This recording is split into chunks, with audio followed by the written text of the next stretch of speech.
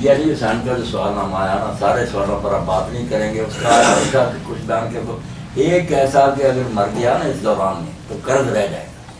یہ ایک اسلام آباد میں ایک بزرگ عالم ہے توصیف الرحمان صاحب، اللہ ان کو سلامت رکھے، مگر انہوں نے میرے یاد ہمراہ کی جو تقریر تھی نا اس پر تبصرہ فرمایا تھی، ان کی مفتی نے پوچھا ان سے، تو انہوں نے جو باتیں کہیں وہ ایسی ہیں کہ جن میں ایک بات کا تو دل کو بیان کرنا۔ اب مجھے کہتے ہیں کہ مولوی صاحب قرآن میں بیٹھ کر ایسی باتیں کرتا، اللہ سے ہدایت دے، باقی اللہ مجھے بھی ہدایت دے، سب ہدایت کے محتاج ہیں، مگر جو باتیں ہیں ان میں سے ایک بات لکھی ہے تھرڈ کہ حضرت علی رضی اللہ تعالیٰ عنہ سے مروی ہے کہ وہ کہتے ہیں میں نبی کریم صلی اللہ علیہ وسلم کے پاس بیٹھا ہوا تھا ایک دن، تو حضرت معاویہ رضی اللہ عنہ بیٹھے تھے، اس وقت نہ میرے ہاتھ میں کرم تھا، جبریل علیہ السلام آئے، حضور نے نہ ان کے کہنے پر وہ کرم مجھ سے لے کر حضرت معاویہ رضی اللہ عنہ کو دے دیا، تو میں نے اپنے دل میں کوئی ملال نہیں محسوس کیا، کیونکہ میں جانتا تھا کہ جو کچھ حضور نے کیا وہ اللہ کے کہنے پر کیا، اور یہ بہتر ہے، اور آپ نے فرمایا بھی کہ میرے اور معاویہ کے جھگڑوں میں دخل نہ دینا۔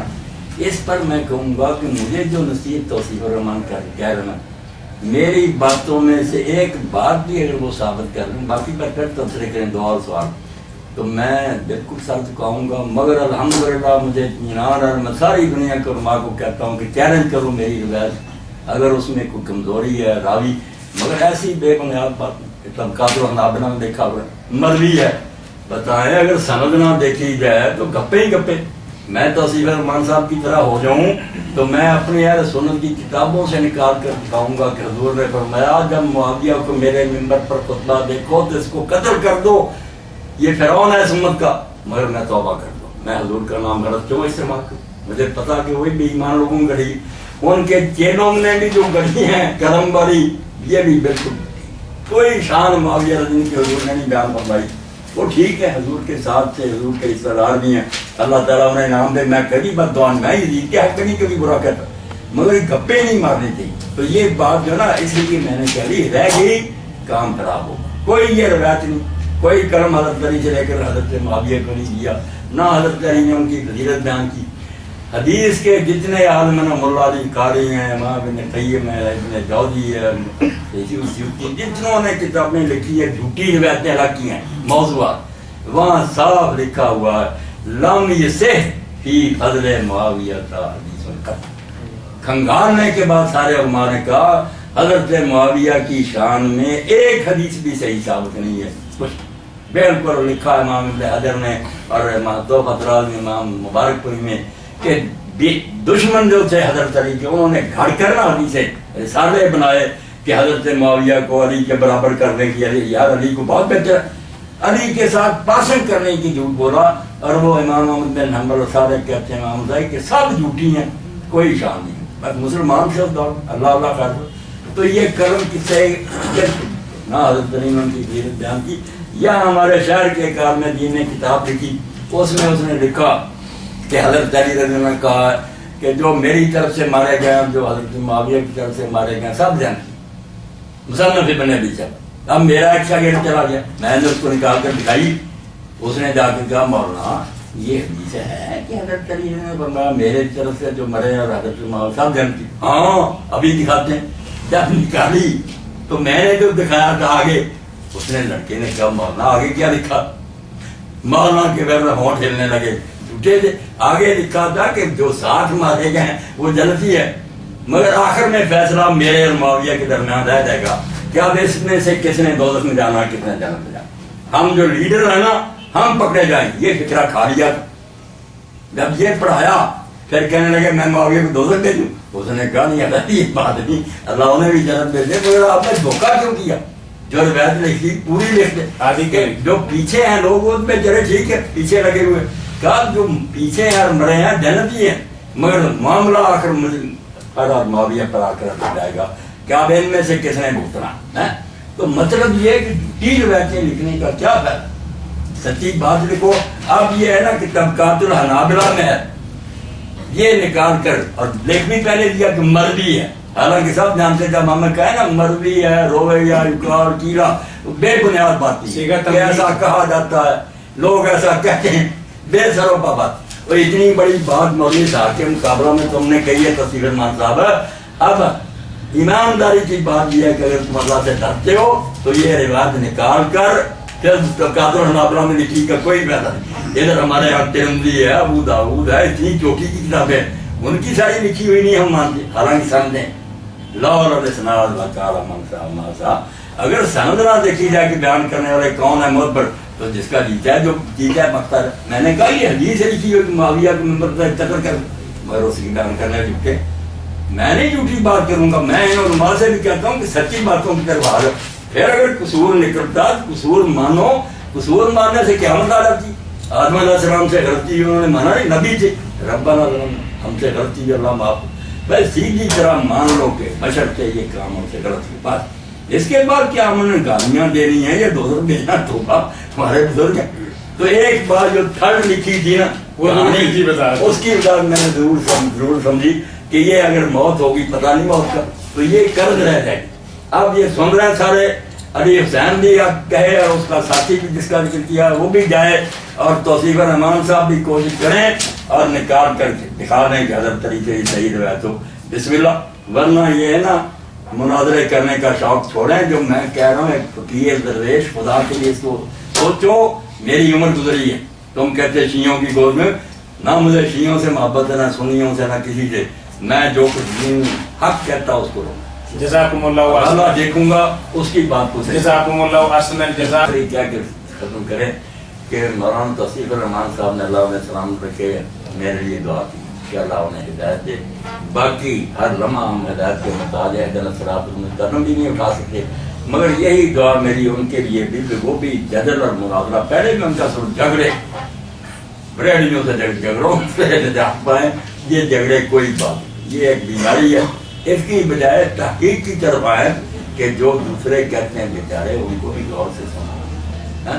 اب میں اس جمعہ کے خطبہ میں ایک حوالہ دوں گا جو دہرا دوں کہ بڑا دیوبندی عالم ان دنوں مشہور جو ساری دنیا کو للکارتا الیاس گمن، اس نے ایک کتاب لکھی ہے بریلویت 500-600 صفحے. میں چھوڑتا نہیں، کوئی سب پڑھتا ہوں کہ یہ کیا بمباری کر رہے ہیں ایک دوسرے کے خلاف. اس کا حل سوچتا ہوں. میں سوچتا ہوں بریلیوں نے کیا سوچنا کہ یار اپنے ایک مسلمان گروہ پر اس نے وہاں ٹھٹھا اڑاتے ہوئے کہ مولانا احمد رضا خان بریلوی رحمۃ اللہ علیہ نے ایک جگہ کہا کہ میں اس نوبت کو پہنچ گیا میں اپنی بیماریاں بڑھاپے کی وجہ سے جہاں عالم کے لیے بھی سنتیں جو ہے نا مقدہ وہ معاف ہو جاتی ہیں خدا کے نفل.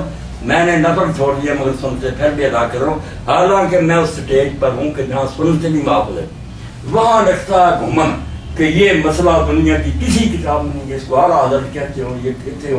اس نے یہ گپ مار دی کہ سنتے معاف ہو جاتی. اللہ کے بندے اور تو گزارا تم رد المختار فتاوا شامیہ ہی دیکھ لیتے سنن اور نوافل کا بیان تو تمہیں صاف پتہ چلتا تھا کہ وہاں لکھا ہے کہ جو عالم دین ہے لوگوں کو مسائل بتاتا ہے اس کے لیے سنتیں جو ہے نا معاف ہو جاتی ہیں. اور بڑے بڑے علماء جو ان کو نہ سنتے چھوڑو، یہ خلق خدا جو بیٹھے ان کو دین بتاؤ فرض ہی کافی ہے. اور کئی علماء نے یہ کہا کہ سنتے فجر کی 2 پڑھ لے عالم اس کی ذرا باقی اس کے لیے معاف. کتاب میں فتویٰ اتنی بڑی کتاب لڑکار کر لکھ رہے پتہ تمہیں ہے ہی نہیں تمہاری کتاب میں مسئلہ. تو اس لیے میں کہتا ہوں خدا کے لیے بم نہ برتا ہوں، نہ بریلویوں پر، نہ شیعوں پر، نہ دیوبندیوں پر. جو بریلویوں میں جو رسالہ لکھا خدا خط اس کا بھی خطبہ میں ذکر کرنا. ایک جاہل کہتا ہے کہ سب کا نماز جنازہ درست ہے نماز پر، وہ جاہل میں ہی نام لیے گئے. ایک جاہل یہ کہتا حالانکہ یہ ہے یہ ہے یہ سب ان روایتوں کا پوسٹ مارٹم کروں گا کہ مفتی صاحب نے کوئی جان ہے خدا کے لیے امت کو لڑانے سے بعد آؤ. یہ جو روایتیں تمہیں لکھ رہے ہو جھوٹی ہیں. جن میں سے ایک نمونے کے طور پر ریکارڈ وہاں ہی کرانی کہ ایک جنازہ آیا اور کوئی مثال ہی نہیں کہ نبی علیہ السلام کے سامنے ایک جنازہ آیا آپ نے پڑھنے سے انکار کر لیا. لوگوں نے پوچھا حضور آپ سے سب کا جنازہ پڑھ لی. اس کے فرمایا یہ حضرت عثمان رضی سے بغض رکھتا تھا اس لیے میں اس کا جنازہ نہیں پڑھوں. اس سے بنیاد بنا لیتے ہیں کہ جو شیعہ وہ بغض رکھتے ہیں اس لیے ان کا جنازہ کوئی نہ پڑھے، جو پڑھے گا نکاح ٹوٹ. بھائی یہ جہاں لکھی ہے ترمذی میں وہاں آگے تو لکھا ہوا کہ اس کا فلاں راوی جو ہے سارے علماء حدیث کے نزدیک کو ضعیف. ظلم کرتے اتنی چوری کہ جس کتاب سے نقل کر رہے اس کے آگے لکھا ہو کہ ساری چیز.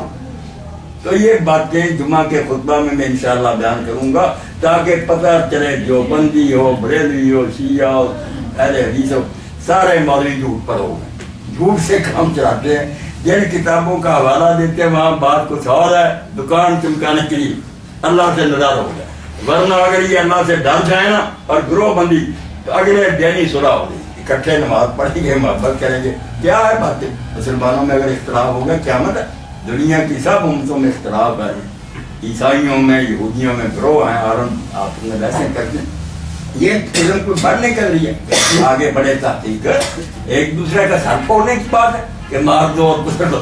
تو دو مثالیں دی دی کہ گمن نے جو کہا کہ سنتے حرم نہیں چھوڑ سکتا، یہ اندر نے جھوٹ بولا. اب گمن صاحب یہاں آئیں گے نا دیوبندی، تو میں ساتھیوں سے مجھے یار اس کے پاس رہ جاؤ، کتاب دکھاؤں کہ اس سے بڑی تمہاری ہنسیوں کی کوئی کتاب ہے؟ صاحب تو لکھا ہوا کہ حرم فرض ہی پڑھ لے اور سنتے چھوڑ سکتے. دین سکھانا زیادہ ضروری. اور یہ جو حضرت عثمان رضی سے بغض رکھنے والے کی جنازے کی بات ہے، یہ روایت صحیح نہیں. اور یہ آپ بیان نہیں کروں گا، میں اشارہ کر دوں کہ اس خطبے میں یہ بھی آئے گا کہ اللہ کے رسول کو قرآن میں حکم آیا تھا کہ کوئی منافق مرے تو اس کا جنازہ نہ پڑے، اور کئی منافقوں کو حضور جانتے بھی تھے، مگر ایک بھی واقعہ نہیں کو دکھا سکتا کہ بعد میں کسی کا جنازہ پڑھنے سے حضور نے انکار کیا. پھر حضرت عثمان والی جھوٹی کا نہیں، باقی کسی کا نہیں پڑھا. تو منافق کہاں چلے گا؟ عید واپس چلی گی. یہ سوال سارے علماء مجھے بتائے کہ پھر جو حکم تھا کہ کسی منافق کا جنازہ نہ پڑھ، مرے وہ، کیوں نہیں آپ نے جنازہ چھوڑا؟ کیا وجہ ہوئی؟ اور یہ بھی قرآن میں تھا کہ اے نبی کافروں سے جہاد کر اور منافقوں سے، یہ بھی قرآن کیا. آپ نے جہاد کیا، مدینے میں منافقوں کے ساتھ جنگ لڑی، پھر ان ایسوں کا کیا گناہ؟ حال میں بتاؤں انشاءاللہ ہوا انشاءاللہ. دو ایتے عمل نہیں کیا. کیوں نہیں کیا؟ یہ ڈھونڈنا پڑے. یا ایھا النبیو جاہد الکفار والمنافقین واغلظ. صاحب تو حکم تھا کافروں سے بھی جہاد کر، منافق کوئی جہاد نہیں. منافق رام سے مدینہ میں ولا صلی علی احد منہم مات، ان میں سے کوئی مرے تو ہر روز اس پر نوافل عمل نہ پڑے. تو پھر مرے ہی آپ کی زندگی کیوں جنازے پڑھتے رہے؟ یہ بھی قصہ نہیں کوئی دکھا سکتا کہ آیا ہو جنازہ تو آپ نے کہہ دیا قرآن نے مجھے روک دیا میں منافق کا جنازہ نہیں. بڑا مشکل سوال ہے اور حل اس کا انشاءاللہ جمعہ میں. وآخر دعوانا جزاکم اللہ.